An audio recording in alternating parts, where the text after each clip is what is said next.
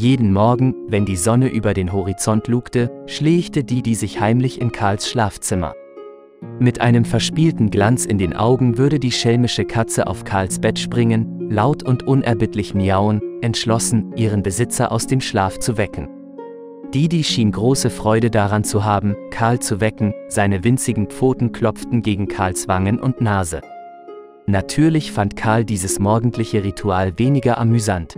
Verzweifelt nach ein paar weiteren Stunden erholsamen Schlafs, suchte er nach einem Weg, die energiegeladene Katze zu beruhigen. In seinem halbschlafenden Zustand entdeckte Karl, dass es schien, Didi vorübergehend abzuschrecken, ihm Pantoffeln entgegenzuwerfen. Die flauschige Katze würde davonrennen, auf der Suche nach Schutz vor dem weichen Geschoss, das auf sie zukam. Zu Karls Unwissen wurden die Pantoffeln jedoch mehr als nur ein Abschreckungsmittel für Didi. In seinem Eifer, seinen Schlaf zurückzugewinnen, griff Karl immer häufiger zur Wurftechnik.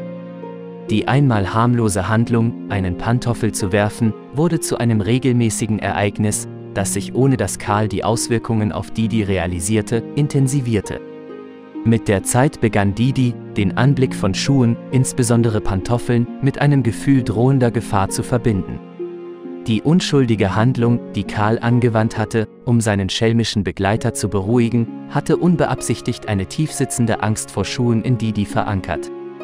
Jedes Mal, wenn Didi einen Blick auf Schuhe erhaschte, raste sein Herz, sein Körper spannte sich an, was einen überwältigenden Drang auslöste, zu fliehen und einen sicheren Versteck zu suchen.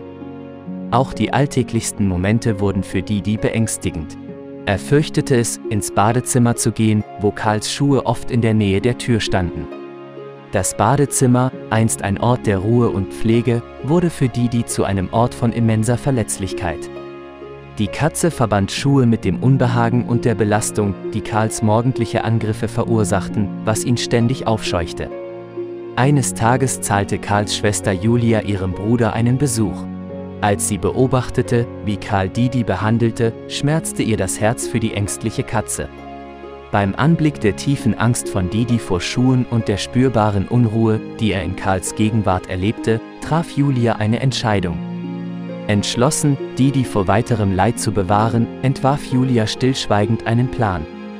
Sie wartete, bis Karl weg war, und seine Abwesenheit bot ihr die perfekte Gelegenheit, einzugreifen. Didi in eine warme Decke gewickelt, flüsterte Julia tröstende Worte, versichernd, dass Didi nun keine Angst mehr zu haben brauchte. Mit Didi sicher in ihrer Obhut hinterließ Julia Karl einen Zettel, auf dem stand, dass die Katze weggelaufen war.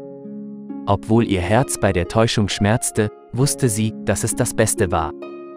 Liebe Freunde, wenn euch das Video gefallen hat, setzt ein Like und abonniert den Kanal.